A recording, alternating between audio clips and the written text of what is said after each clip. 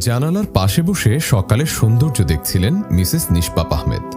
সিলেট শহরটা তার কাছে অপার ভালো লাগার একটা জায়গা। গত ৬ বছর ধরে এখানেই তার স্বামী সন্তান নিয়ে বসবাস। কাজের মেয়ে মালিহার গলা শুনে তার ধ্যান ভাঙল। কি হয়েছে মালিহা? ছোট্টমণি খাচ্ছে না। কত চেষ্টা করছি, একটু কিছু মুখে দিচ্ছে না। তুমি খাবারটা আমায় দাও, চায়ের কাপটাও নিয়ে যাও। মালিহার কাছ থেকে খাবারের ট্রেটা নিয়ে নিজের মেয়ের রুমের দিকে গেলেন নিষ্পাপ। মেয়েটাকে নিয়ে আর পারা যায় না। যত বড় হচ্ছে তত এর বায়না বাড়ছে। কোন রাজকার্য করছে যে একটু কিছু খাওয়া যায় না? বিড়বিড় করতে করতে মেয়ের রুমে ঢুকলেন। ঢুকে চক্ষু ছানা বড়া। তার মেয়ে হাদিস শিক্ষার বই ঘাটাঘাটি করছে। বিস্মিত হয়ে বললেন, নূরজাহান, তুমি এখন এসব নিয়ে বসেছ কেন? মাম্মা, আজ তো হলিডে, তাই একটু এগুলো পড়ছি। কিন্তু ব্রেকফাস্ট না করে এসব পড়লে তো হবে না। নাও, ব্রেকফাস্ট করে স্কুলের হোমওয়ার্ক শেষ করো। বিকালে অবসর মোমেন্ট এসব পড়ো, কেমন শোনা? আচ্ছা মাম্মা।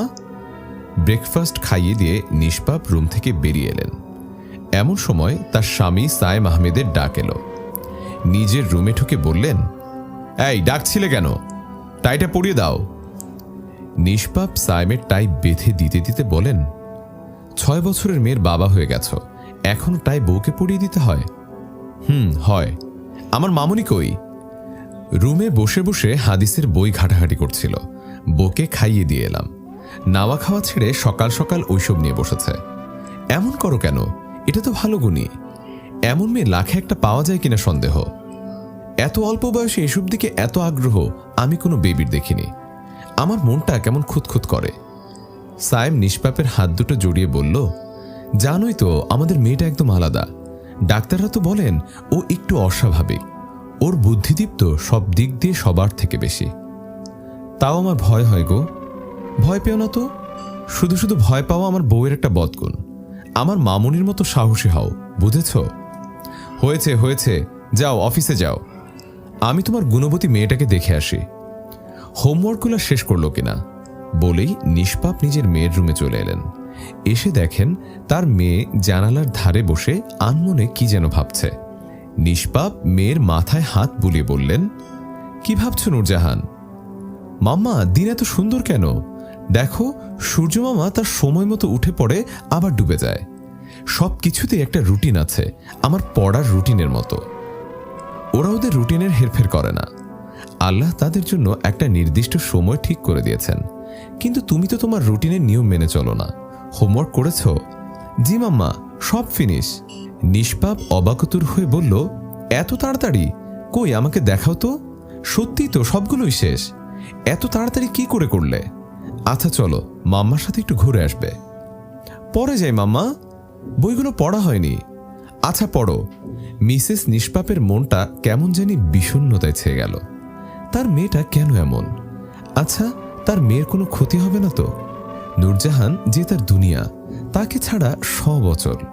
নিজের মেয়ের চোখের দিকে তাকালে তার সব কষ্ট ক্লান্তি দূর হয়ে যায়। নূরজাহান টকটকে ফর্সা, ডাগর ডাগর নীল চোখ, লম্বা খাড়া নাক, চুলটা হালকা সোনালি রঙের। সব মিলিয়ে মনে হয় ছোটখাটো পরীর বাচ্চা। প্রথম দেখায় যে কারো মন কেড়ে নেওয়ার ক্ষমতা তার আছে। অন্য বাচ্চাদের তুলনায় অনেক বেশি বুদ্ধিমতী। একদম শুদ্ধভাবে স্পষ্ট কথা বলে। শুধু চিন্তার ব্যাপার একটাই, যুগের সাথে তাল মেলাতে চায় না। নিজের আলাদা জগতে থাকতেই সে স্বাচ্ছন্দ্য বোধ করে। ইংলিশ মিডিয়াম স্কুলে পড়ার পরও নূরজাহানের আগ্রহ আরবি নিয়ে। ইসলামের নানা দিক সম্পর্কে তার জানা চাই। সায়েম তার মেয়ের এসব গুণ দেখে খুবই খুশি। শুধু আমার মনটা কেমন জানি করে। আমি জানি এসব ভালো, কিন্তু আমাদের কারো এমন গুণ নেই। তাহলে নূরজাহান পেল কি করে? ভাবতে ভাবতে নিষ্পাপ নিজের কাজে মন দেয়। মাঝরাতে নূরজাহানের চিৎকার শুনে নিষ্পাপ আর সায়েম নূরজাহানের ঘরে ছুটে আসে। নূরজাহান প্রচণ্ড হাঁপাচ্ছে। নিষ্পাপ তাকে পানি খাইয়ে বুকে টেনে নেয়। সায়েমের দিকে ভয়মাখা চাহনিতে তাকিয়ে বলল, সায়েম, এসব কি হচ্ছে বলো তো? ভয় পেও না, দুঃস্বপ্ন দেখে একটু ভয় পেয়ে গেছে। তুমি ওকে ঘুম পাড়িয়ে দাও, ওর কাছেই থাকো বরং। সায়েম এগিয়ে এসে নূরজাহানের কপালে চুমু দিয়ে ঘুমিয়ে পড়তে বলে। নিষ্পাপ মেয়ের চোখে ভয় আর অবাকতা দেখছে। নূরজাহানকে পাশে শুইয়ে মাথায় হাত বুলিয়ে দিয়ে বলে, কি দেখেছো সোনা, মাম্মাকে বলো। নূরজাহান কাঁপা কাঁপা কণ্ঠে বলে, একটা মহিলা অনেক উপর থেকে নিচে পড়ে যাচ্ছে। জানো মাম্মা, ওনার অনেক কষ্ট হচ্ছিল, কাঁদছিল খুব, মনে হচ্ছিল আমাকে হাত বাড়িয়ে ডাকছিল। হঠাৎ নিচের কুয়াশায় উনি হারিয়ে গেলেন। এসব শুনে নিষ্পাপ মেয়েকে আরো আঁকড়ে ধরেন। এই ঘটনা তার নতুন শোনা নয়, গত 3 বছর ধরে উনি এই বর্ণনাই শুনে আসছেন। মাঝে মাঝেই নূরজাহান মাঝরাতে চিৎকার করে উঠে আর এই ঘটনাই বলে। কত সাইকোলজিস্ট দেখালেন, সবার একটাই কথা, এটা তার কল্পনায় বানানো চিত্র। হয়তো কোনো মুভি দেখে সে নিজের মাথায় এই চিত্র গেঁথে নেয়। ভয় পাওয়ার কোনো কারণ নেই, আস্তে আস্তে সব ঠিক হয়ে যাবে। ঠিক হওয়ার তো নামই নেই, দিন দিন তা বেড়েই যাচ্ছে। এইটুকু বাচ্চাকে কেন এত প্রেশার দিচ্ছ আল্লাহ? কেন ওকে সবার মতো সাদামাটা বানালে না? তাহলে ওর এত কষ্ট আমাকে দেখতে হতো না। ভেবেই নিষ্পাপের চোখ থেকে দুফোঁটা অশ্রু ঝরে পড়ল। নূরজাহান চোখের পানি মুছে দিয়ে বলল, কাঁদছো কেন মাম্মা? তুমিও কি ওনার মতো কষ্ট পাচ্ছ? কষ্ট পেও না, তোমার নূরজাহান আছে না, আমি সবার কষ্ট দূর করে দেব, দেখো তুমি। নিজের মেয়ের এমন মিষ্টি কথায় নিষ্পাপের মুখে হাসি ফুটে উঠল। তার কপালে চুমু দিয়ে বলল, শোনা মেয়ে আমার, ঘুমোও এখন। নূরজাহানকে স্কুলে যাওয়ার জন্য মালিহাকে রেডি করতে বলে নিষ্পাপ সায়েমকে চা দিতে গেল। চাটা রেখে সায়েমের টাই বেঁধে দিতে দিতে বলল, সাবধানে যেও, নূরজাহান স্কুলে ঢুকে গেলে তবেই তুমি অফিসে যাবা, ওকে? জো হুকুম মহারানী। কিন্তু তোমার কি মনে হয় না তুমি নূরজাহানকে নিয়ে একটু বেশি চিন্তা করছো? মা হও, তবে বুঝবে কেন এত বেশি ভাবি। এত রাগ করো কেন? নূরজাহান তো আমারও মেয়ে। এই কথাটা শুনে নিষ্পাপের অন্তর আত্মা কেঁপে উঠল। সে যেন ভাবনার জগতে হারিয়ে গেল। সায়েম থেকে এভাবে ঠায় দাঁড়িয়ে থাকতে দেখে গা নাড়া দিয়ে বলল, কি ভাবছো এত? না কিছু না, যাও দেখে এসো নূরজাহান রেডি হয়েছে কিনা। স্কুলের টাইম হয়ে যাচ্ছে যে। তুমি বের হও, আমি এক্ষুনি ওকে নিয়ে আসছি। নূরজাহানকে নিয়ে মালিহা ড্রয়িং রুমে এসে দাঁড়াতেই নিষ্পাপ তার মেয়েটিকে এক নজর দেখে নিলেন। আজ তার মেয়ে হিজাব পড়েছে। নূরজাহান, এটা তুমি কেন পড়েছ? কেন মাম্মা, সুন্দর লাগছে না আমায়? খুব সুন্দর লাগছে, কিন্তু মাম্মা তোমার স্কুলে তো এসব নিষেধ, খুলে ফেলো মাম্মা। না মাম্মা, পড়ি না প্লিজ। জেদ করো না সোনা, তুমি না মাম্মার গুড গার্ল। সায়েম পিছন থেকে এসে বলল, আমার মামুনিটাকে তো খুব সুন্দর লাগছে। থ্যাংক ইউ পাপা, কিন্তু মাম্মা এটা খুলে ফেলতে বলছে, তুমি মাম্মাকে বুঝাও না। নিষ্পাপ, খুলতে বলছো কেন? ইংলিশ মিডিয়াম স্কুলে এসব অ্যালাউ না, তুমি জানো না? তাতে কি হয়েছে, একদিন পড়লে কিচ্ছু হবে না, আমি ম্যামের সাথে কথা বলে নেব। আচ্ছা আমরা বেরিয়ে পড়ি। সাবধানে যেও। টাটা মাম্মা। আল্লাহ হাফিজ মাম্মা, বলে নূরজাহান সায়েমের সাথে বেরিয়ে গেল। নিষ্পাপ তাদের চলে যাওয়ার দিকে এক দৃষ্টে চেয়ে রইলাম। বুকের ভিতরে মনে হচ্ছে কে হাতুড়ি দিয়ে আঘাত করছে। মনের ভেতরটা কু ডাকছে, আল্লাহ তুমি আমার মেয়েটাকে হেফাজত করো। সব কাজ শেষ করে সবেমাত্র রেকিং চেয়ারে গা এলিয়ে হেলান দিলেন নিষ্পাপ। এমনই সময় কলিং বেলটা বেজে উঠল। ঘড়ির দিকে তাকালেন, এখনও নূরজাহানের ফেরার সময় হয়নি। তবে কে এলো? মালিহাকে ডেকে দরজা খুলতে বলে চোখ জোড়া বুঝলেন কিছুক্ষণের জন্য। মেনি কণ্ঠে কেউ একজন বলল, বুবু কেমন আছো? চোখ খুলে দেখেন উপরের ফ্ল্যাটের ভাবি এসেছে।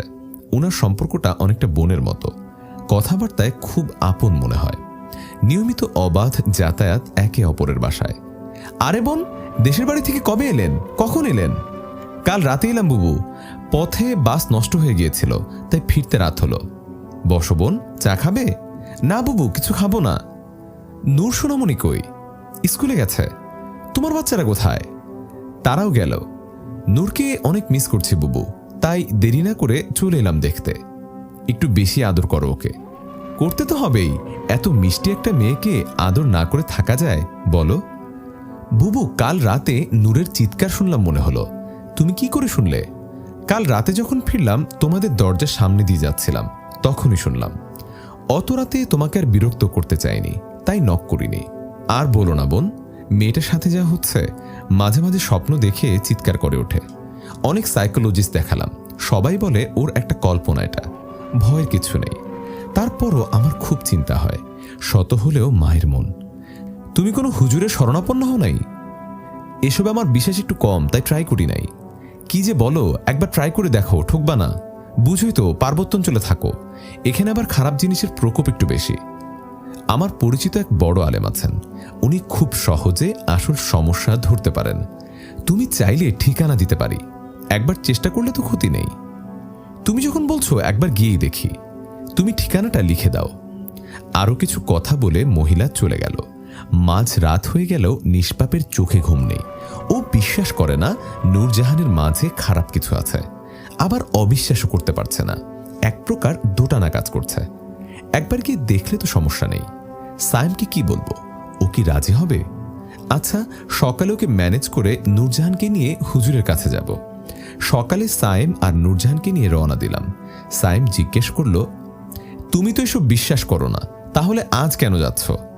আমি খানিকটা চুপ করে থেকে বললাম, কখনো কখনো পরিস্থিতি বিশ্বাসের গণ্ডি পেরোতে বাধ্য করে। এসো, আমরা পৌঁছে গেছি। অনেক বড় দরবার। এই হুজুরের দরবারটা আসলেই অনেক বড়। ভিড়ে লেগে আছে খানিকটা। ভিড় ঠেলে কোনো রকমে হুজুরের কাছে গেলাম। হুজুর অনেক সুন্দর দেখতে, বসে বসে অবিরত তাসবিহ গুনছেন। মাঝে মাঝে মোনাজাত করে লম্বা দাঁড়িয়ে হাত বুলাচ্ছেন। উনি আমাদেরকে ইশারায় বসতে বললেন। সুন্দর কণ্ঠে বললেন, কি কারণে এসেছো এখানে? আমি ওনাকে সবটা খুলে বললাম। উনি বললেন, নূরজাহান, এদিকে এসো মা। নূরজাহান সাবলীলভাবে উনার কোলে গিয়ে বসলেন। হুজুর খানিকক্ষণ ওর সাথে গল্প করলেন, তারপর বললেন, নূরজাহান তোমাদের একমাত্র মেয়ে? সায়েম কিছু বলার আগেই আমি বললাম, হ্যাঁ, ও আমাদেরই মেয়ে, একটাই মেয়ে আমাদের। নূরজাহান, তুমি স্বপ্নে কাকে দেখো? একটা সুন্দর মহিলাকে, খুব আপন মনে হয় ওনাকে। জানো, উনার না অনেক কষ্ট, কেউ উনার কষ্ট বুঝে না। হুজুরকে খানিকটা চিন্তিত দেখালো। উনি বললেন, তোমরা আজ যাও মা, খুব তাড়াতাড়ি আমি তোমাদের সাথে যোগাযোগ করব। ততদিন অবধি ওর দিকে নজর রেখো, আল্লাহ তোমাদের ভালো করুক। ভারাক্রান্ত মন নিয়ে ফিরে এলাম। মাথার মধ্যে নানা রকম চিন্তা ঘুরপাক খাচ্ছে। চিন্তাগুলোকে ঝেড়ে সংসারে মন দিলাম। আবার নিজেকে স্বাভাবিক করলাম, কারণ আমার মন বলছে আমার মেয়ে স্বাভাবিক। এটা শিশু বয়সের কল্পনা বলি মাত্র। নানা কাজে হুজুরের কথা ভুলে গিয়েছিলাম। নূরজাহানের সবকিছু স্বাভাবিক হিসেবে নিতে চেষ্টা করছিলাম বলে আর ভাবার প্রয়োজন পড়েনি। নূরজাহানের রুমে দুধের গ্লাস নিয়ে ঢুকলাম। সোনা, কি করো তুমি? লিখছি মাম্মা। কি লিখছো দেখাও তো। দেখলাম তার খাতার পৃষ্ঠা ভর্তি মুশায়রা লেখা। চমকে উঠে জিজ্ঞাসা করলাম, এটা কার নাম মাম্মা? জানি না তো, মাথায় ঘুরঘুর করছে তাই লিখে ফেললাম। নামটা সুন্দর না মাম্মা? সুন্দর। তুমি দুধটা খেয়ে নাও মাম্মা। বেরিয়ে ড্রয়িং রুমে চলে গেলাম।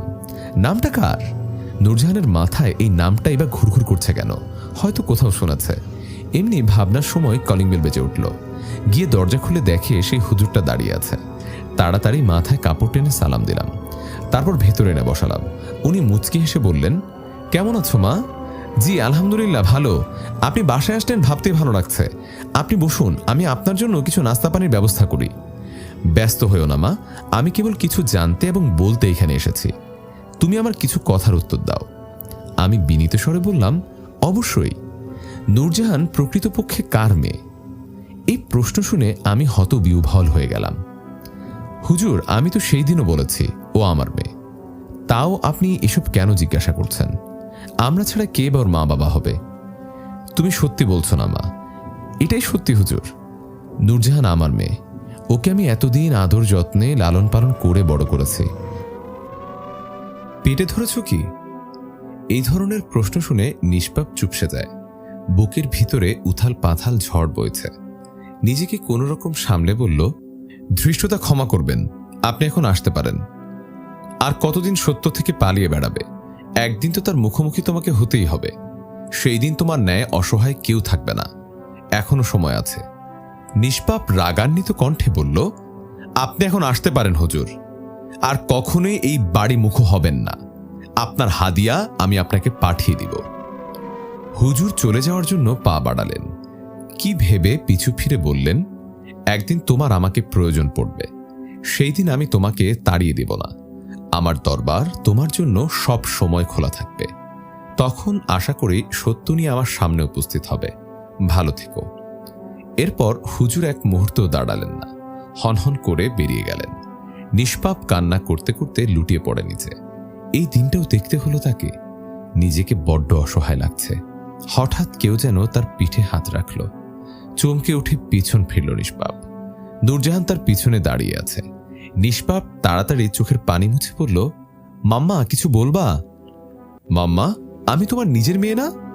নিষ্পাপ নূরজাহানকে জড়িয়ে ধরে পাগলের মতো চুমু খেয়ে বলল, না সোনা, তুমি আমার নিজের মেয়ে। ওই দাদুটা মিথ্যে বলছে মাম্মা। নূরজাহান মুচকি এসে বলল, তুমি কাঁদছো কেন তাহলে? যদি দাদু মিথ্যেই বলে থাকে, সত্যি করে বলো না মাম্মা, আমি কার মেয়ে? আমার নিজের মাম্মা কে? নিষ্পাপ মাথায় রাগ চড়ে গেল। নূরজাহানকে এক চড় দিয়ে বলল, কতবার বারণ করেছি, মুখে মুখে তর্ক করবা না। যাও, নিজের রুমে যাও। এসব টপিক নিয়ে আর একটা কথা বললেই কিন্তু মাইট দিব। যাও এখান থেকে। নূরজাহান কাঁদল না।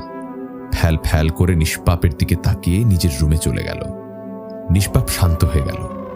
যে মেয়েটার গায়ে আজ অব্দি হাত তুলেনি, আজ অন্য একটা কারণেও হাত তুলে ফেলল। নূরজাহান নিশ্চয়ই খুব অভিমান করেছে। মালিহাকে দিয়ে আইসক্রিম আর চকলেট আনিয়ে ওইগুলো নিয়ে মাম্মা বলে ডাকতে ডাকতে নূরজাহানের রুমে ঢুকল। কিন্তু রুমের কোথাও নূরজাহান নেই। ও তো রুমের দিকে এলো, এখন তাহলে রুমে নেই কেন? সারা বাসা খুঁজেও নূরজাহানকে কেউ কোথাও পেল না। সায়েম বাসায় ফিরতেই নিষ্পাপ তাকে জড়িয়ে হাউমাউ করে কাঁদতে শুরু করল। হুজুরের ব্যাপারটা সে চেপে গেল। সে চায় না সায়েম এসব ব্যাপারে জানুক। সায়েম এক মুহূর্ত দেরি না করে নূরজাহানকে খুঁজতে বাহিরে বেরিয়ে এলো। সারা রাত রাস্তায় রাস্তায় ঘুরে কোথাও পেল না।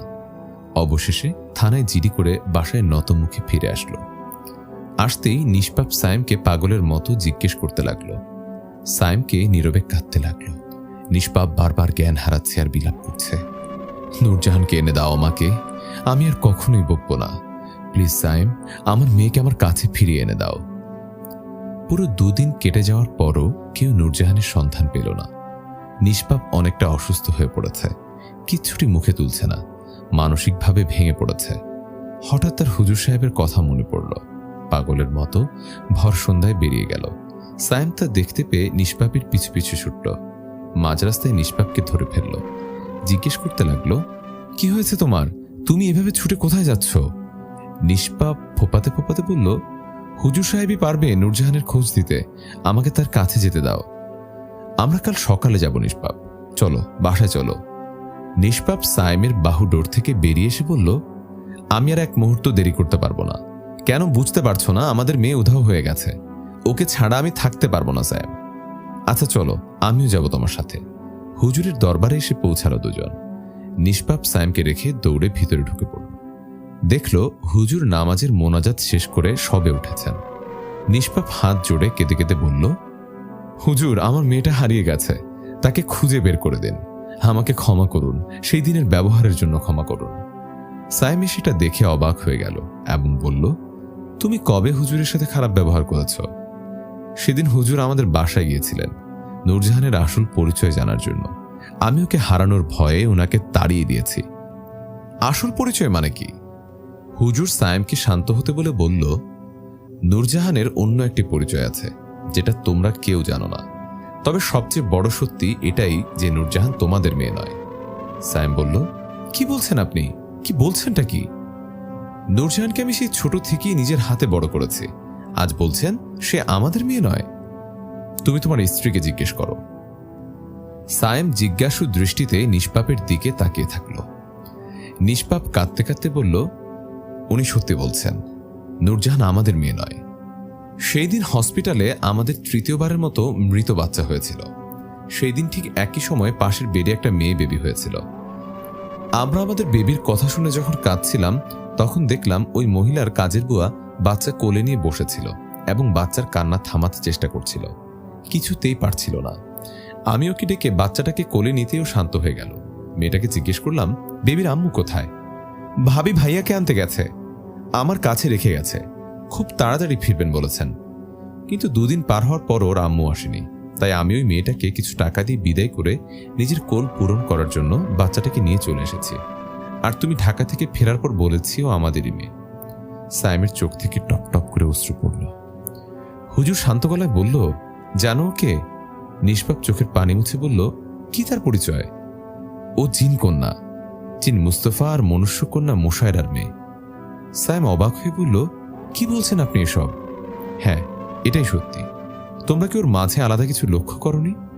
নিষ্পাপ আর সায়েম দুইজন দুজনের দিকে তাকালো। ওদের সব মনে পড়ে গেল। নিষ্পাপ অবাক হয়ে বলল, আপনি কি করে জানেন? আমার যে জিন জগতের সাথে যোগাযোগ আছে রে মা, পুরো জিন জগৎ অধীর হয়ে ওর জন্য অপেক্ষা করছে। কবে তাদের জিন কন্যা আসবে, তাদেরকে রক্ষা করবে কষ্টের হাত থেকে। নূরজাহানের বাবা মা কোথায়? আমি যতটুকু জানি তারা খুন হয়েছে মোশায়রার মায়ের হাতে। শুনে নিষ্পাপের অন্তরাত্মা কেঁপে উঠল। সে বিনীত স্বরে বলল, ওর যখন মা বাবা জীবিত নেই, তবে আমাদের কাছে থাকতে কিসের বাধা হুজুর? ও এই পৃথিবীতে 5-10টা মেয়ের মতো জীবন কাটাতে আসেনি। ওর যে সামনে কঠিন লড়াই। সে বিনীত স্বরে বলল, ওর যখন মা বাবা জীবিত নেই, তবে আমাদের কাছে থাকতে কিসের বাধা হুজুর? ও এই পৃথিবীতে 5-10টা মেয়ের মতো জীবন কাটাতে আসেনি। ওর যে সামনে কঠিন লড়াই, তাই ও তোমাদের কাছে আর ফিরতে পারবে না। নিষ্পাপ চিৎকার করে বলল, হুজুর, আমি ওকে ছাড়া থাকতে পারবো না। ওকে আমার কাছে ফিরিয়ে দিন। আমি হাত জোড় করে ভিক্ষে চাইছি আমার মেয়েকে। এমন সময় নূরজাহান পাশের রুম থেকে বেরিয়ে এসে নিষ্পাপকে লক্ষ্য করে বলল, মাম্মা, তুমি ফিরে যাও। নিষ্পাপ নূরজাহানের কাছে ছুটে এসে জড়িয়ে ধরে বলল, মাম্মা, তুমি এইখানে কি করে এলে? চলো, আমাদের সাথে ফিরে চলো।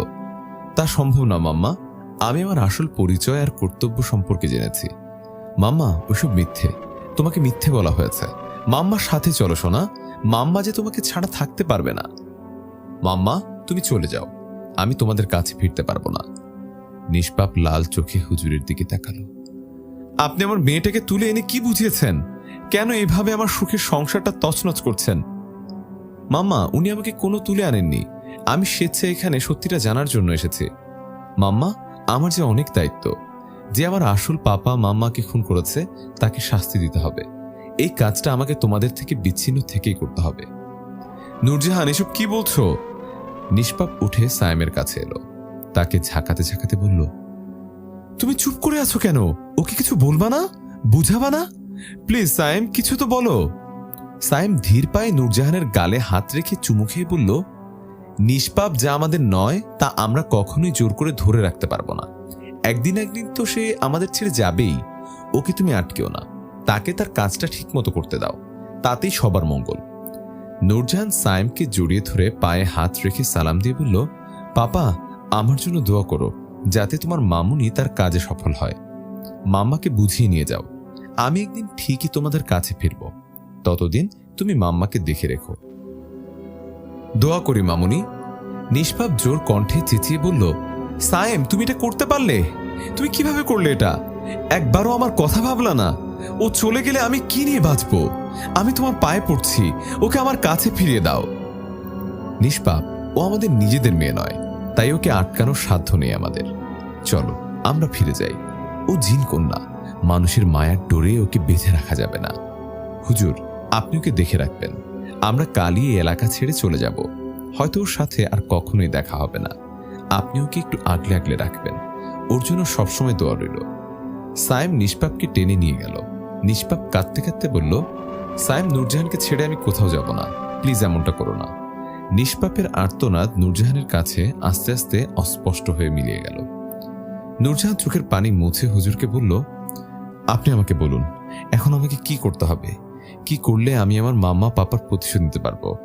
আমি কি কখনোই আমার আসল মাম্মা পাপাকে খুঁজে পাবো না? শান্ত হও দাদু, এখনই তো ভেঙে পড়ো না। তোমার মনটাকে শক্ত করো। সব জানতে পারবে তুমি। এসো আমার সাথে। হুজুরের পিছু পিছু নূরজাহান একটা বড় ঘরে ঢুকল। ঘরে রাশি রাশি ইসলামিক বই আর কুরআন। চারিদিকের দেয়ালে আল্লাহর কালাম লেখা। হুজুর তাকে বসতে বললেন ইশারায়। নূরজাহান মেঝেতে বসে পড়ল এবং হুজুরকে জিজ্ঞাসা করল, আমরা এখানে আসলাম কেন? এটা নামাজ ঘর দাদু। এই ঘরে আমি একজনকে ডাকবো যে তোমাকে সব সঠিক তথ্য দিতে পারবে, তোমার বাবা মার সম্পর্কে তথ্য দিবে এবং তার পরবর্তীতে তোমাকে কি করতে হবে তাও বলে দিবে। কাকে ডাকবা দাদু? জিন সর্দার। সম্পর্কে সেও তোমার দাদু হয়। এখন চুপটি করে বসো। হুজুর ঘরের আলো নিভিয়ে দুটো মোম জ্বালালেন। চোখ বন্ধ করে বিড়বিড় করে কি যেন বলতে লাগলেন। কিছুক্ষণ পর মনে হলো ঘরটা কেঁপে উঠল। একটা দমকা বাতাস জানালা দিয়ে ঘরে ঢুকল। একটা গম্ভীর মিহি কণ্ঠে কেউ বলে উঠল, আমাকে স্মরণ করার কারণ কি হুজুর? আপনার থেকে অনেক কিছু জানার ছিল সর্দার। এই মেয়েটির দিকে লক্ষ্য করুন। এই আপনাদের মুস্তফার সন্তান, আমাদের বংশের ভবিষ্যৎ। সে এসেছে আপনাদেরকে অন্যায়ের হাত থেকে রক্ষা করতে। অদৃশ্য মিহি কণ্ঠটি পুলকিত হয়ে বলল, সে এসেছে? তার জন্য এতদিন আমরা অধীর হয়ে অপেক্ষা করছিলাম। জি সর্দার, এসেছে। এখন আপনি তাকে সবকিছু খুলে বলুন, যাতে সে তার কাজগুলো সুনিপুণভাবে করতে পারে।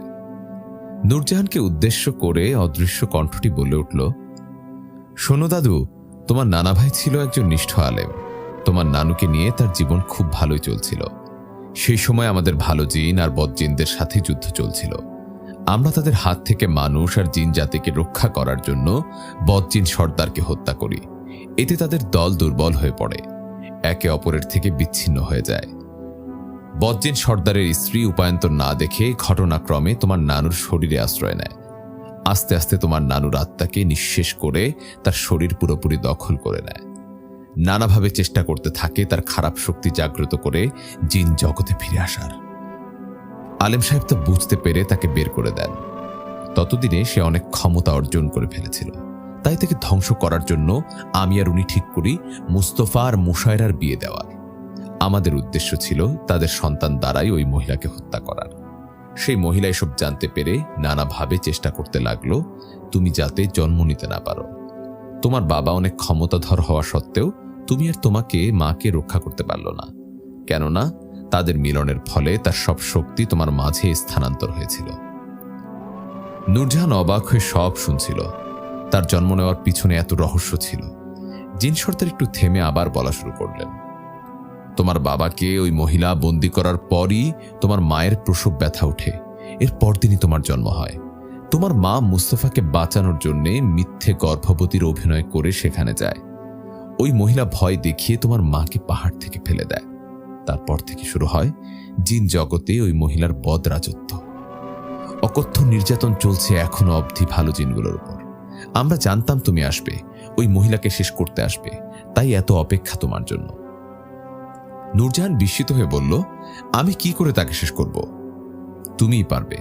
এর আগে তোমাকে 18 বছর বয়সে উপনীত হতে হবে। তাতে তুমি তোমার বাবার দেওয়ার শক্তি ফিরে পাবে, তবেই তুমি তাকে শেষ করতে পারবে। কিন্তু আমি তো এখনো ছোট, 18 বছর হতে অনেক দেরি। তুমি খুব শীঘ্রই 18 বছর বয়সে উপনীত হবে। তবে আর তার জন্য তোমাকে নিজের মাকে খুঁজে বের করতে হবে। আমার মা কি বেঁচে আছে দাদু? কোথায় পাবো তাকে? তোমার মা জিন রূপে বেঁচে আছে। তাকে তোমাকেই খুঁজে বের করতে হবে, তবেই তুমি তোমার শক্তি ফিরে পাবে, হয়ে উঠবে 18 বছরের তরুণী। তবে মনে রেখো, তুমি এই সময়ে কোনো মানুষের সাথে বৈবাহিক কিংবা প্রণয় সম্পর্কে জড়াতে পারবে না। তাহলে তুমি কিন্তু জিন কন্যা থাকবে না, সব শক্তি হারাবে, তুমি হয়ে পড়বে এক সাধারণ বালিকা। নূরজাহান জোর গলায় বলল, সব মানতে রাজি আমি। আপনি শুধু বলুন আমার মাম্মাকে কোথায় পাবো, কি করে চিহ্নিত করব? দেখো, তোমার বাঁ হাতে একটা জন্ম দাগ আছে। এমন একটা দাগ তোমার মায়ের হাতেও আছে। তোমরা যখন মুখোমুখি হবে, দুটো দাগ থেকে আলো বিচ্ছুরিত হবে। তখনই তুমি নিশ্চিত হবে ওইটা তোমার মা। তুমি যখন মায়ের সাথে মিলিত হবে, ওই বদ জিনি জেনে যাবে তোমার আসল পরিচয়। তোমাকে বাধা দিতে থাকবে প্রতিটি পদে, চাইবে তোমাকে হত্যা করতে। জিন সর্দার আবার একটু থেমে বললেন, আজ থেকে তোমার লড়াই শুরু। প্রস্তুতি নিয়ে এগিয়ে যাও দক্ষিণের জঙ্গলের দিকে।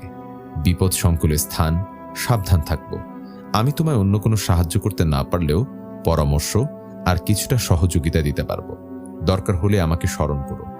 তবে আমি কিন্তু তোমায় 2 বারের বেশি সাহায্য করতে পারবো না। আল্লাহ তোমার সহায় হোক। ফি আমানিল্লাহ। বলেই দমকা হাওয়া আবার জানালা দিয়ে শব্দ করে বেরিয়ে গেল। হুজুর আমার দিকে তাকিয়ে ফিরে বললেন, বুঝেছ তো? আমি মাথা নাড়িয়ে সায় দিলাম। সারা রাত আর ঘুম এলো না, শুধু ছটপট করছি কখন আমার মাম্মাকে দেখতে পাবো, আমার প্রতিশোধ পূর্ণ করতে পারবো। সকাল হতে আমি বেরিয়ে যেতে চাইলাম, কিন্তু হুজুর দাদু আমাকে বাধা দিলেন এবং বললেন, তাড়াহুড়োয় কাজ কখনোই ভালো ফল দেয় না। তোমার এখনো কিছু প্রস্তুতি নেওয়া বাকি। হুজুর দাদু একটা ব্যাগ আমার হাতে দিয়ে বললেন, এটা তোমার কাজে আসবে, সাথে রেখো এটা। তোমাকে একা ছাড়তে ইচ্ছে হচ্ছে না, কেননা তুমি এমন এক বিপজ্জনক স্থানে যাচ্ছ যেখানে তোমাকে একা যেতে দেওয়ার সাহস আমার নেই। তবুও যে তোমাকে যেতেই হবে। হুজুর দোয়া কালাম পড়ে মাথায় ফু দিয়ে বললেন, আল্লাহ তোমার হেফাজত করবেন, সাবধানে যেও, আল্লাহর উপর ভরসা রাখো। তিনিই তোমায় সঠিক পথ দেখাবেন। ফিয়ামানিল্লাহ। আমি ওনাকে সালাম করলাম। খানিকটা এগিয়ে দিয়ে হুজুর দাদু বিদায় জানালেন। পিচের রাস্তা ছেড়ে আল্লাহর নাম নিয়ে দক্ষিণের সরু পথে চলতে লাগলাম। সিলেট শহরে এমনিতে জঙ্গল আর পাহাড়ের অভাব নেই। চলতে চলতে পাহাড়ি রাস্তায় এসে পড়লাম। পথে আদিবাসীরা যাতায়াত করছে। বুঝলাম আমি শহর পেরিয়ে এসেছি। দু একজন আমার দিকে আড় চোখে তাকাচ্ছে। বোধহয় কিছু জিজ্ঞেস করার সুবিধে পাচ্ছে না। আমি তোয়াক্কা না করে নিজের পথে হাঁটতে লাগলাম। আস্তে আস্তে আদিবাসীদের ঘর বাড়ি চাষ ক্ষেত সব পিছনে পড়ে গেল। এমন একটা জায়গায় এসে পৌঁছালাম যেখানে চারিদিকে গাছপালা, জনমানব শূন্য। তাহলে এটাই সেই জঙ্গল যেটার কথা জিন্দাদু বলেছিলেন? কড়া রোদে হেঁটে ভীষণ ক্লান্ত লাগছে, তার উপর ভারী ব্যাগের বোঝা। বাচ্চা মানুষ আমি, কতটুকুই বা হাঁটতে পারি। মাটিতে ঘাসের উপর বসে পড়লাম। পেটে মনে হয় নেংটি উদুর দৌড়াচ্ছে। সাথে করে তো খাবার দাবার কিচ্ছু আনিনি, এখন খাবোটা কি? মাথা চুলকোতে চুলকোতে ব্যাগের দিকে চোখ পড়ল। ব্যাগে দাদু খাবার দিয়েছে কিনা একটু দেখি। ব্যাগ খুলতেই বড় পলিথিনে কিছু বিস্কিটস, চিপস আর পানির বোতল পেলাম। সাথে একটা খিচুড়ি ভর্তি টিফিন বক্সও ছিল। দেরি না করে খানিকটা খেয়ে নিলাম।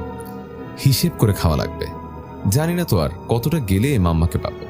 মাম্মার কথা ভাবতেই মনটা খারাপ হয়ে গেল। হঠাৎ পাশের ঝোপ থেকে মানুষের আর্তনাদের আওয়াজ আসতে লাগলো। ভয় পেয়ে গেলাম। এই নির্জন জঙ্গলে মানুষ এলো কোথা থেকে? কিছু ভাবার আগেই ৩-৪ জন বাজে চেহারার লোক আমার সামনে চলে এলো। ফিসফিস করে দুই একটা কথা বলেই একটা লোক আমাকে শক্ত করে ধরে ফেলে। পা ছোড়াছুড়ি করতে আমার নাকে রুমাল ধরল। জ্ঞান ফিরতেই দেখি আমাকে একটা ছাউনির খুঁটিতে বেঁধে রেখেছে। মুখে রুমাল গুজে দিয়েছে। চেষ্টা করলাম হাতের দড়িটা খোলার, কিন্তু এত শক্ত দড়ি যে কিছুতেই খুলছে না। ওপাশের তাঁবুর ভেতর থেকে কিছু কথা ভেসে আসছে। কোন এক মোটা কণ্ঠ কাউকে অর্ডার করছে, আজ প্রায় বাচ্চা ছেলে মেয়েদের থেকে 8টা কিডনি পেয়েছে। কিছুদিনের জন্য এটা যথেষ্ট, তবে বাচ্চা মেয়েটার জ্ঞান ফিরলে তারও কিডনি নিয়ে নিতে হবে। বেশি দেরি করা ঠিক হবে না। গলা শুকিয়ে গেল এসব কথা শুনে। না, এভাবে আর হার মানলে তো চলবে না। হে আল্লাহ, তুমি আমায় রক্ষা করো। জিন্দাদু, তুমি কোথায়? এসো না একবার। এমন সময় কারো পায়ের আওয়াজ পেয়ে অজ্ঞানের ভান ধরলাম। কেউ এসে কিছুক্ষণ দাঁড়িয়ে আবার চলে গেল। এখানে কি আবার জীবনের ইতি হবে? তা কি করে হয়? আমি চলে গেলে আমার মাম্মার কি হবে? প্রতিশোধই বা নিব কি করে? ভাবতে ভাবতে দেখি একটা বড় ইঁদুর আমার দিকে তাকিয়ে আছে। ওটা আমার হাতের বাঁধনের কাছে গিয়ে হাত দিয়ে দড়ি কেটে দিল। আশেপাশের লোকগুলো আচমকা চিৎকার করে উঠল।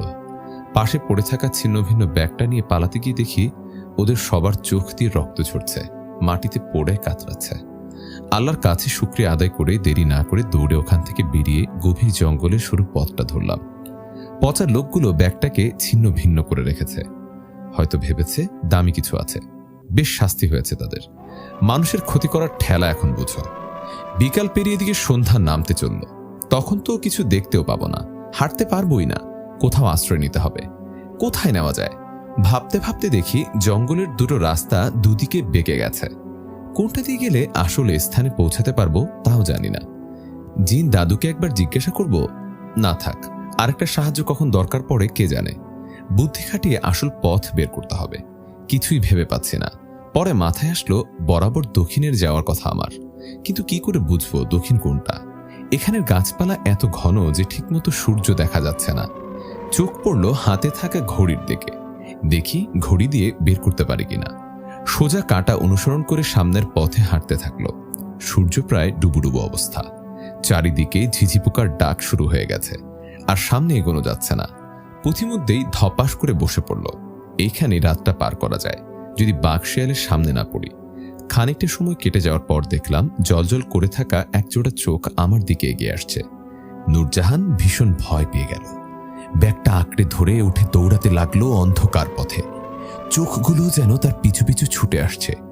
কিসের সাথে হোঁচট খেয়ে পড়ে গেল মাটিতে। চোখগুলো তার কাছাকাছি চলে এসেছে। পায়ে বড্ড চোট লেগেছে, উঠতে পারছে না। আল্লাহর নাম জপতে লাগলো। শিয়ালটা আমার একদম কাছে আসতেই একটা জমকালো আলো বিচ্ছুরিত হলো তার শরীর থেকে। আমার মুখ থেকে অস্ফুটে বেরিয়ে গেল, মাম্মা। তারপর চোখের সামনে সব ঝাপসা হয়ে এলো। চোখ খুলতেই দেখি আমি একটা কুড়ে ঘরে শুয়ে আছি। চারিদিকে পাখি ডাকছে। সকাল হয়ে গেছে। উঠে বসতেই লক্ষ্য করলাম আমি অনেক পরিবর্তন হয়ে গেছি। দাদু তো এটাই বলেছিল যে মাম্মার সাথে দেখা হলেই আমার বয়স 18 বছর হয়ে যাবে। একটা বোরকা পরা সুন্দরী মহিলা এসে আমাকে জড়িয়ে ধরল। আমিও তাকে শক্ত করে জড়িয়ে ধরলাম। তার চোখের পানি মুছে দিয়ে বললাম, কেমন আছো মাম্মা? তোকে পেয়ে খুব ভালো আছি মা। কখনো ভাবতে পারিনি তোকে আমি আবার ফিরে পাবো। এই জঙ্গলে পশু পাখির রূপ নিয়ে শেষ জীবন কাটাচ্ছিলাম। এসব বলো না মাম্মা, দেখবে আমি পাপাকেও ফিরিয়ে নিয়ে আসবো। আবার তোমরা খুব ভালো জীবন কাটাবে। উনাকে কখনো ফিরে পাবো কিনা জানি না, তবে তার বড় একটা আমানত আমি নিজের কাছে ফিরে পেয়েছি। এতে আল্লাহর দরবারে শুকরিয়া। তোকে আর হারাতে দিব না আমি। চল মা, চল আমরা নিজের জগতে ফিরে যাই। না মাম্মা, ওই বাজে মহিলাটাকে শেষ না করে আমি কোথাও যাব না। জিন জাতির প্রত্যেকে আমার দিকে চেয়ে আছে। কবে আমি তাকে শেষ করে তাদের জীবনে শান্তি ফিরে দিব? আমি যে জিন দাদুকে কথা দিয়ে এসেছি, আমি কি করে কথার খেলাপ করব মাম্মা? কিন্তু এসবের মধ্যে যদি আমি আবার তোকে হারিয়ে ফেলি, খুব ভয় হয় রে মা। ভয় পেও না, আমার কিচ্ছু হবে না। আমি সাহসী জিন মুস্তফার মেয়ে নূরজাহান। এত তাড়াতাড়ি হার মানব না আম্মা। নূরজাহান নয়, আজ থেকে তোর নাম মুনতাহা। তোর বাবার এই নামটা রাখার খুব শখ ছিল। মানুষটা তো আর নেই বলেই মুশায়রা কাঁদতে লাগলো। মাম্মাকে সান্ত্বনা দেওয়ার ভাষা আমার নেই, তাও মাথায় হাত বুলিয়ে বললাম, ভেবো না মাম্মা, আল্লাহর উপর ভরসা রাখো। আমার গায়ে বোরকা নিকাব এলো কোথা থেকে? মুশায়রা কান্না মুছে মুচকে এসে বলল, উপযুক্ত মেয়েদের পর্দা করা ফরজ। তোর ব্যাগে এসব ছিল তাই পরিয়ে দিয়েছি। মাম্মা, তুমি আর এইখানে থেকো না, শহরের দিকে ফিরে যাও। সেখানে এক হুজুর দাদু আছে, তার কাছে আশ্রয় নাও আপাতত। আর তুই? আমি কাল পাহাড়ে যাব, যেখানে বাজে মহিলাটা ছিল। জানি না এখনো তাকে সেখানে পাবো কিনা। যাস না, ও বড্ড ভয়ানক, তোকেও মেরে ফেলবে। আল্লাহর উপর ভরসা আছে তো তোমার?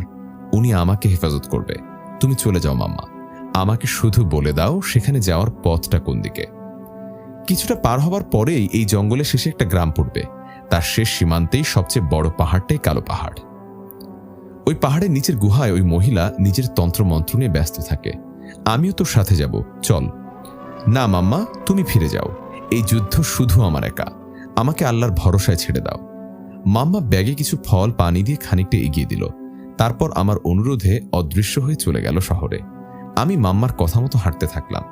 হাঁটতে হাঁটতে জঙ্গলের শেষে চলে এলাম। এইখান থেকে গ্রামটা দেখা যাচ্ছে, জনমানবও আছে অনেক। একটু জিরিয়ে নিয়ে গ্রামে প্রবেশ করলাম। এর মধ্যেই নতুন সমস্যার মুখোমুখি হলাম। কিছু মানুষ আমাকে ঘিরে ধরল। তারা আমাকে জঙ্গি ভেবে মারতে তেড়ে আসলো। বহু বলার পরও শুনল না, শুরু করলো ইট ছোড়া। তখনই এক 20 বছর বয়সী যুবক এগিয়ে আসলো আমাকে বাঁচাতে। সে তার হাত বাড়িয়ে দিল আমি ওঠার জন্য। আমি শান্ত গলায় বললাম, বেগানা পুরুষকে স্পর্শ করা হারাম। তারপর আমি নিজেই মাটি থেকে উঠে দাঁড়ালাম। লোকজন আবার আমার দিকে তেড়ে আসতে চাইল। যুবকটি ওদের থামিয়ে বলল, উনি জঙ্গি নন, আমার বিবাহিত স্ত্রী। শুনে আমি চমকে উঠলাম, এসব কি বলছে ছেলেটা? একজন লোক বলল, এই তুই আবার কবে বিয়ে করলি? আমাদের ভালোবাসার সম্পর্ক ছিল অনেকদিন। কিছুদিন আগে আমি ওকে বিয়ে করলাম। ও শহরেই থাকে। আমি ভেবেছি ঘরবাড়ি বড় করে তুললে ওকে নিয়ে আসবো। ও তা না মেনে নিজেই চলে এসেছে। সবার মুখে হাসি দেখা গেল। তাদের একজন বলল, ভালো কাজ করলি, যা বৌমাকে ঘরে নিয়ে যা, কাল তোর বিয়ের দাওয়াত খেতে আসবো। রান্নাটা কিন্তু বৌমা করবে। ছেলেটা লাজুক হয়ে বলল, হ চাচা, অবশ্যই। আমাকে উদ্দেশ্য করে বলল, আসুন আমার সাথে। ভরসা পেলাম না, তাও ছেলেটার পিছু পিছু তার বাসায় চলে এলাম। গ্রামের অন্যান্য ঘর থেকে ওনার ঘর অনেক সুন্দর, কিছুটা শহুরে স্টাইলের। আমাকে একটা রুমে বসিয়ে বললেন, আপনি বিশ্রাম করুন, আমি আপনার খাবারের ব্যবস্থা করছি। আপনি আমাকে এখানে কেন আনলেন? না আনলে গ্রামবাসীর হাতে মার খেয়ে মরে যেতেন। এভাবে হাতে পায়ে মোজা বোরকা কেউ পরে? চোখটাও ঠিক মতো দেখা যাচ্ছে না আপনার। সবাই তো জঙ্গি ভাববেই। আপনি আমাকে এভাবে বকছেন কেন? বকছি না, আপনাকে বোঝানোর চেষ্টা করছি। আপনি বিশ্রাম নিন, কপাল থেকে তো রক্ত বের হচ্ছে। এটার বাড়ি খেয়েছেন আপনি। আচ্ছা, আমি ওষুধ আনছি। উনি হুড়মুড় করে রুম থেকে বেরিয়ে গেলেন। আমি বিছানায় ক্লান্ত হয়ে বসলাম। কপালের কাটা জায়গায় জ্বালা করছে, রক্তে নিকাবটা ভেজা ভেজা হয়ে গেছে। ছেলেটাকে সুবিধার লাগছে না, একটু বেশি বিনয়ী। তাও উনার নিকট আমি কৃতজ্ঞ। আজ যেভাবে বাঁচালেন আমায়। নিকাব খুলতে যাব, দেখি উনি রুমে ঢুকলেন। তাড়াতাড়ি আবার পড়ে নিলাম। ভয় পাচ্ছেন নাকি? ভয় পাবো কেন? মনে হলো, এই নিন ওষুধ, কাটা জায়গায় লাগিয়ে নিন। পারবেন তো, নাকি আমি সাহায্য করব আপনাকে? ওষুধটা কেড়ে নিয়ে বললাম, আমি পারবো, ধন্যবাদ। আচ্ছা, আপনার বোরকার নিকাব তো রক্তে ভিজে গেছে, এই নিন, এসব ছেড়ে শাড়িটা পরে নিন, পরে ওইগুলো শুকোলে আবার পরে নিবেন। শাড়ি পরলে সবাই আমার মুখ দেখে যাবে। আপনি এই যুগে এমন কেন? শুনুন, একটু সমস্যায় পড়েছেন, উদ্ধার পাওয়ার জন্য আপনাকে একটু অভিনয় করতে হবে। আমার স্ত্রী হওয়ার অভিনয়? অসম্ভব, আমি এক্ষুনি চলে যাচ্ছি। আচ্ছা যান, পরে গ্রামবাসীরা আবার পিটুনি দিলে আমি কিন্তু কিছু জানি না। ভয় দেখাচ্ছেন? ভয় পাচ্ছেন বুঝি? মোটেও না, আমি বেশি দিন অভিনয় করতে পারবো না। করা লাগবে না, শুধু 2-3 দিন করলেই চলবে, ওদের বিশ্বাস করানোর জন্য। তবেই এই গ্রামের সীমানা পার হতে পারবেন, নতুবা ওরা আপনাকে গ্রাম থেকে বের হতে দিবে না। আমাদের গ্রামের মানুষ এমনিতে শান্তিপ্রিয় মানুষ। কিছুদিন আগে একটা দাঙ্গা হয়েছিল, তারপর থেকে সবাই একটু সতর্ক থাকে আর কি। অপরিচিত কাউকে দেখলেই তেড়ে আসে। যাই হোক, আপনি ফ্রেশ হয়ে নিন, দরকার হলে ডাকবেন। বলেই চলে গেল। বড্ড অদ্ভুত লোক দেখছি। কাটা জায়গায় ওষুধ লাগিয়ে ফ্রেশ হয়ে শাড়িটা পরে নিলাম। আয়নায় নিজেকে দেখে অবাক লাগছে। এই প্রথম নিজের অন্য রূপ দেখছে। ঠিক মায়ের মতো মুখটা লাগছে। মাম্মা কি দাদুর কাছে যেতে পারলো? জানতেও তো পারলাম না। দরজায় আবার কড়া পড়ল। নিশ্চয়ই ছেলেটা আবার এসেছে। এত ছ্যাচরা কেন ছেলেটা? বিপদে না পড়লে এর ছায়াও মারাতাম না। বিরক্তি নিয়ে দরজা খুলতেই দেখি আমার সমবয়সী কয়েকটা মেয়ে হুট করে রুমে ঢুকে পড়ল। বিছানার উপর বসে পা দোলাতে দোলাতে সবার মধ্যে একজন তার পাশের সামান্য জায়গা দেখিয়ে বলল, ভাবি বসুন না। আমি মাথা নাড়িয়ে বললাম, না না, আপনারা বসুন। সে আবার বলল, ভাবি আপনাকে হলুদ শাড়িতে খুব সুন্দর লাগছে, আপনি তো দেখতে পরীর মতো। এই জন্য ভাই এতদিন আপনার প্রেমে হাবুডুবু খেতে খেতে গোপনে বিয়েও করে ফেলল। অন্য একটা মেয়ে মুখ ভেঙচি বলল, সুন্দর তো আমিও কম না, শুধু নাকটা একটু বোচা বলে ভাইয়া পছন্দ করলো না, নতুবা আমার জায়গাটা এই মেয়েটা কখনোই নিতে পারতো না। আমার হাসি পেলেও চেপে বললাম, বোন দুঃখ করো না, আমি যদি কখনো চলে যাই তখন আপনি ওনাকে বিয়ে করে নেবেন, কেমন? মেয়েটা আমার সমবেদনার ভাষাটা হয়তো পছন্দ করলো না। কথার উত্তরে মুখ বাঁকালো। মেয়েগুলো কথা শুরু করেছে যে এখনো থামার নাম নেই, চাপার খুব জোর আছে বলতে হয়। মিস্টার ছ্যাচড়াটা কোথায়? এতক্ষণ তো বেশ রুমের সামনে ঘুরঘুর করছিল, এখন কোথায় এসে মেয়েগুলো সরিয়ে নিয়ে আমাকে একটু শান্তি দিবে সেটাই উনি লাপাত্তা। প্রায় ঘন্টাখানেক আমার কান দুটো ঝালাপালা করার পর তারা বিদায় হলো। যাওয়ার সময় বলে গেল, ভাবি পরে আবার আসবো। সত্যি যদি কিছুক্ষণ পর আবার আসে সেই ভয় দরজা লক করে দিলাম। ভীষণ ক্লান্ত লাগছে, একটু ঘুমিয়ে নিলে ভালো হতো। বিছানায় গা এলিয়ে দিতেই ঘুম চলে এলো। দরজা নক করার শব্দে ঘুম ভেঙে গেল। উঠে দরজা খুলতে দেখি উনি দরজার সামনে হাতে খাবার ভর্তি ট্রে নিয়ে দাঁড়িয়ে আছেন। আমি সরে আসতে উনি রুমে ঢুকে টেবিলে ট্রে রেখে বললেন, এই সন্ধ্যাবেলায় ঘুমাচ্ছিলেন? রুমের জানালাতে বাহিরে উকি দিয়ে দেখি আসলেই সন্ধ্যা নেমে গেছে। ওনার কথায় সায় দিয়ে বললাম, বুঝতে পারিনি, ফ্রেশ হয়ে খেতে বসুন, ওয়াশরুমটা এই দিকে। ধন্যবাদ। ফ্রেশ হয়ে এসে বসলাম। লজ্জা লাগছে খেতে। উনি ছাড়া বড়া চোখ করে আমার দিকে তাকিয়েছেন। না পেরে জিজ্ঞেস করলাম, আপনি কি এখানে এভাবে দাঁড়িয়ে থাকবেন? কেন, বসবো? কপালটা রাগে কুচকালাম। উনি মুখ টিপে হাসতে হাসতে রুম থেকে বেরিয়ে গেল। খুব খিদে পেয়েছে, তাই দেরি না করে খেয়ে নিলাম। অনেকক্ষণ কেটে যাওয়ার পরও মিস্টার ছ্যাচড়া এলেন না, তাই আমি ট্রেটা কিচেনে রেখে আসার জন্য রুম থেকে বের হলাম। শাড়ি পরায় একটু ঠিকমতো হাঁটতে পারছি না, মনে হচ্ছে হিজিবিজি করে কাপড় জড়িয়ে রেখেছে। অনেক বড় বাসা, তাদের রুমের সংখ্যা কম নয় বই কি। কিচেনের হুদিস পাচ্ছি না। উকি দিয়ে রুম চেক করে পরে কিচেন পেলাম। কিচেনে ট্রেটা রেখে রুমে চলে আসবো, দেখি ছাদের দরজা খোলা। খোলা পরিবেশে বাতাস অনুভব করতে ইচ্ছে হলো একটু, তাই ছাদে উঠলাম। হালকা চাঁদের আলোয় ছাদটা বেশ সুন্দর দেখাচ্ছে। গিয়ে একধারে পাতা বেঞ্চিতে বসলাম। হাওয়া খাচ্ছেন বুঝি? শুনে ঘুরে তাকালাম। মিস্টার ছ্যাচড়া এখানে চলে এসেছে। আচ্ছা লোক তো। আমি অবাক হয়ে বললাম, আপনি কখন এলেন? আমার পাশের খালি জায়গায় দ্রুত রেখে বসে বলল, ছাদেই ছিলাম, আপনি খেয়াল করেননি। ও আচ্ছা, আপনার সম্পর্কে তো কিছুই জানা হলো না। কি আপনি থাকেন কোথায়, আর জঙ্গল পেরিয়ে এই গণ্ডগ্রামেই বা এলেন কেন? ছেলেটার প্রশ্ন শুনে আমি ঘাবড়ে গেলাম। আমার আসল পরিচয় জানতে পারলে হয়তো এরা আমাকে এইখানে শেষ করে দিবে। জঙ্গি ভেবে যা করলো, জিন জানলে তো বন্দি করে সুরে ছড়াবে। একে আসল পরিচয় বা উদ্দেশ্যের কথা বলা যাবে না।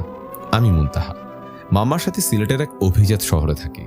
শুনেছি এই গ্রামের শেষ সীমানায় অনেক সুন্দর পাহাড় আছে, ঘোরার জন্য পারফেক্ট, তাই ঘুরতে এলাম। ছেলেটা হকচকিয়ে তাকিয়ে বলল, শুধুমাত্র ঘোরার জন্য এত দূর এলেন? পাহাড়গুলোর সম্পর্কে ধারণা আছে আপনার? আপনারও কি আমাকে জঙ্গি মনে হয়? ধারণা নেয়ার জন্যই তো এসেছে। এইবার আপনার পরিচয়টা জেনে নিই। আমি হাসনাত, এখানে গ্রাম প্রধানের ছেলে। মা বাবা অবশ্য 2 বছর আগেই গত হয়েছেন, তাই একাই থাকি। ইন্টারন্যাশনাল সফটওয়্যার কোম্পানিতে জব করি। বাবাই গ্রামের সবার প্রিয়জন ছিলেন, তাই গ্রামবাসীরা খুব ভালোবাসে আমাকে। ইদানিং গ্রামে খুব দাঙ্গা এবং খারাপ শক্তির উৎপাত হয়েছে, তাই গ্রামটার চারিপাশে বন দেওয়া হয়েছে, যাতে গ্রামের মধ্যে কেউ প্রবেশ করলেও কোনো অলৌকিক শক্তি ব্যবহার করতে না পারে। আপনার বেশ দেখে তাদের সন্দেহ হয়েছিল, তাই ওরা এমন করেছে। তাদের হয়ে আমি ক্ষমা চাচ্ছি। না না, আমি কিছু মনে করিনি, আপনি ক্ষমা চাইবেন না, আমি তো আপনার কাছে কৃতজ্ঞ। আচ্ছা, ওসব ছাড়ুন, 2 দিন এইখানে কাটিয়ে শহরে ফিরে যান, আমি আপনাকে দিয়ে আসবো। আমি আমার কাজ শেষ না করে যেতে পারবো না, আমাকে সেখানে যেতেই হবে। জায়গাটা নিরাপদ নয়, বুঝার চেষ্টা করুন। আশা করি আপনি আমাকে বাধা দিবেন না। যদি একান্তই দিতে চান তবে আমি এক্ষুনি এই স্থান ত্যাগ করে চলে যেতে বাধ্য হব। আচ্ছা আচ্ছা, দিব না। একটা কথা ছিল। জি বলুন। আপনাকে তো আলাদা লাগে কেন? চোখ দুটো এত ঘন নীল, চুলের রংটা অন্যরকম, গায়ের রং, সব মিলিয়ে আপনাকে আলাদা জগতের মানুষ মনে হয়। আল্লাহর সৃষ্টির উপর তো কারো হাত থাকে না। উনি আমাকে যেমন বানিয়েছেন আমি ঠিক তেমনই। আর এতবার আমার দিকে তাকাবেন না, কেননা আমি বেগানা নারী। আচ্ছা আচ্ছা, ঠিক আছে, অনেক রাত হলো, চলুন কিছু খেয়ে ঘুমিয়ে পড়বেন। আমি আর কিছু খাবো না বলে উঠলাম। হাঁটতে গিয়ে শাড়িতে পা জড়িয়ে গেল, পড়তে পড়তেও পারলাম না। উনি আমার হাত শক্ত করে ধরে আছেন।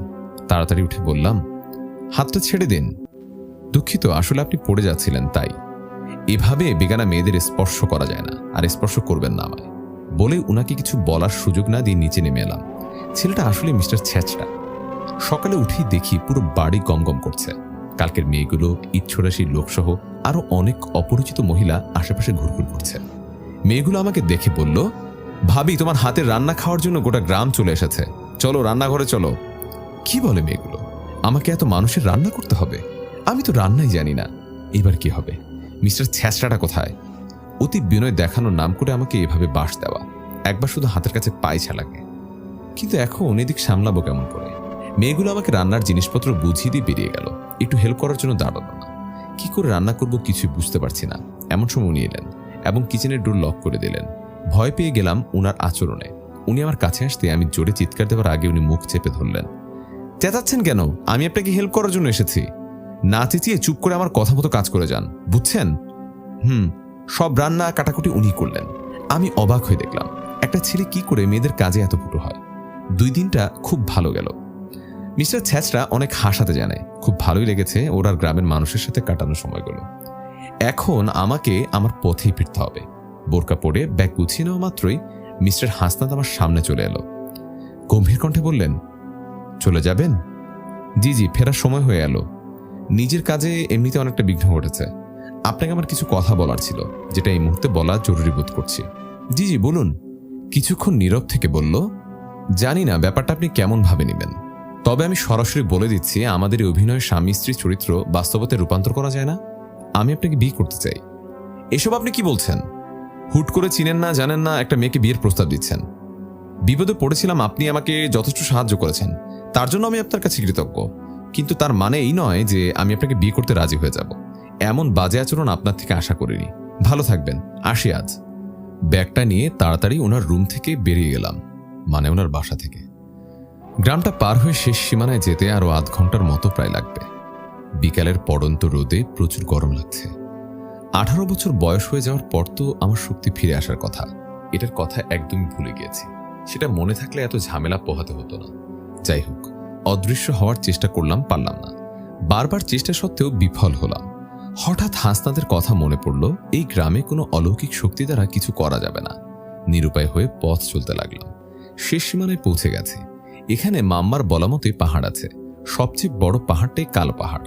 কালো পাহাড়ের নিচেই গুহাটা আছে। দেখে মনে হলো না কেউ আছে। পিছন থেকে ডাক এলো, নূরজাহান।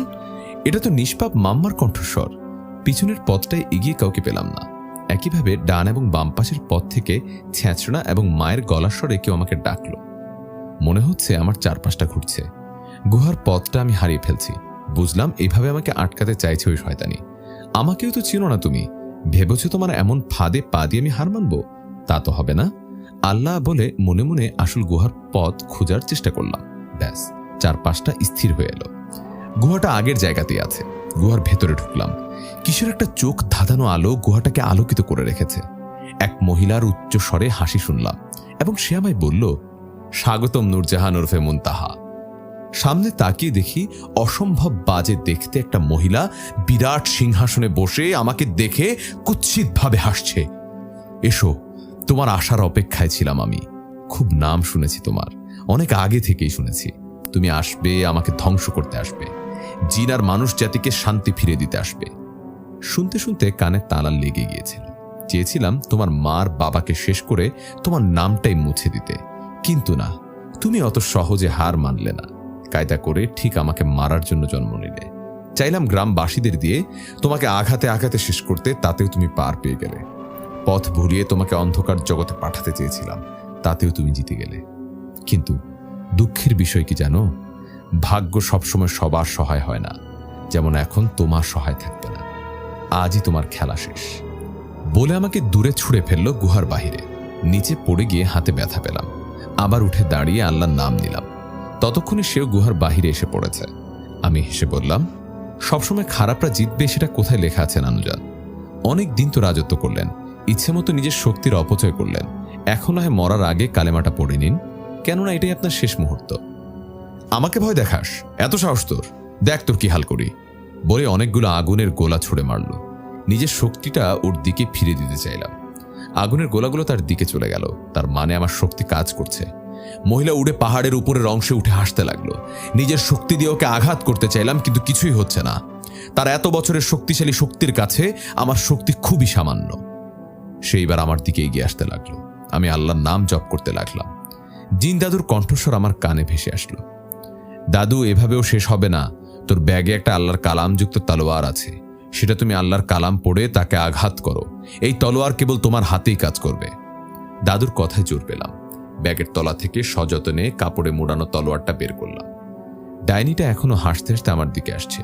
আল্লাহর কালাম মনে মনে জপতে জপতে লাফিয়ে ডাইনির বুকে বসিয়ে দিলাম। শক্তি ব্যবহার করলাম। পাহাড়ের উপর তুলে নিয়ে ধাক্কা দিয়ে নিচে ফেলে দিলাম। শান্তি লাগছে প্রতিশোধ নিতে পেরে। মাম্মা আমার পাশে কান্না ভেজা চোখে দাঁড়িয়ে আছে। পাপার কথা ভেবেই কান্না পাচ্ছে। সবই হলো, কিন্তু পাপাকে ফিরে পাওয়া হলো না। কান্না করতে করতে মাম্মাকে জড়িয়ে ধরলাম। একটা মিষ্টি কণ্ঠস্বর বলল, মুনতাহা মা। চমকে উঠলাম। পিছনে তাকিয়ে দেখি একজন সুশ্রী পুরুষ হাত বাড়িয়ে আমাকে ডাকছে। মাম্মা কাপা গলায় বলল, তোর বাবা। পাপাকে জড়িয়ে ধরে কেঁদে কেঁদে বললাম, আমি তো ভেবেছি তোমাকে আর ফিরে পাবো না। তোমাদের জন্যই তো বেঁচেছিলাম।